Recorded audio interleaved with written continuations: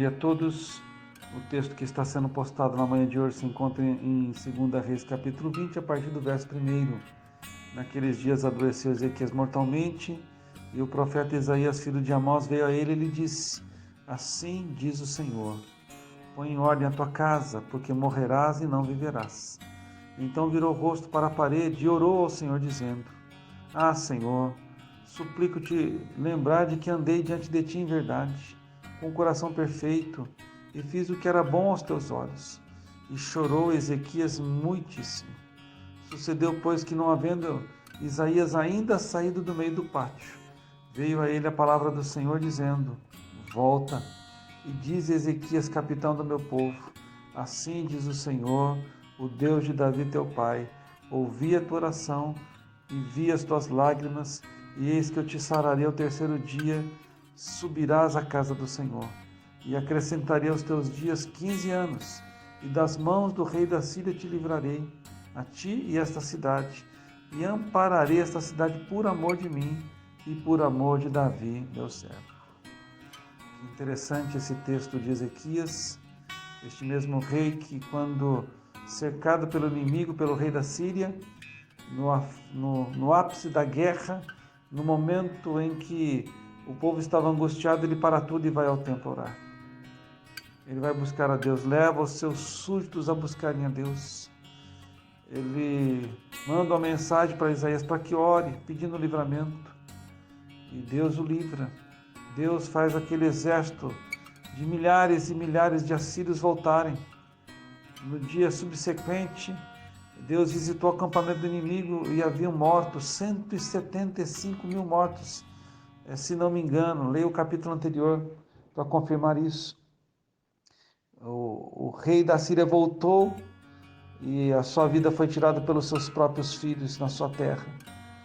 Enfim, este rei que clamou a Deus, que confiou em Deus, que levou o povo a confiar em Deus, ele agora é cometido de uma doença, e não é uma doença qualquer, uma doença mortal. Pode ser um câncer, era uma úlcera. Enfim, o profeta Isaías é enviado a ele.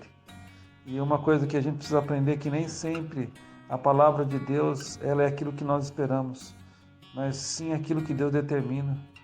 E a palavra de Deus para Ezequias naquele dia era: olha, Ezequias, eu não vim aqui para dizer que você vai ser curado e que você vai vencer essa. Pelo contrário, Deus mandou me avisar: põe a tua casa em ordem, porque morrerás e não viverás. Eu sei que Isaías dá aquela palavra a Ezequias, se retira, e Ezequias ele vira o seu rosto para a parede e fala com o Senhor. E ora ao Senhor, e expõe ao Senhor a sua causa. E diz ao Senhor: ó Deus, lembra-te que eu andei com retidão, eu fiz o que era correto, eu andei com temor, e eu te peço misericórdia. E diz no texto que ele chorou muitíssimo diante de Deus. Isaías ainda estava no pátio do palácio, quando novamente veio a palavra do Senhor a ele e falou: volta e dize a Ezequias, meu servo, que eu ouvi as suas orações e vi as suas lágrimas. Eu vi a sinceridade do seu coração. E diz a ele que não morrerás mais. Pelo contrário, eu acrescentarei 15 anos aos seus dias.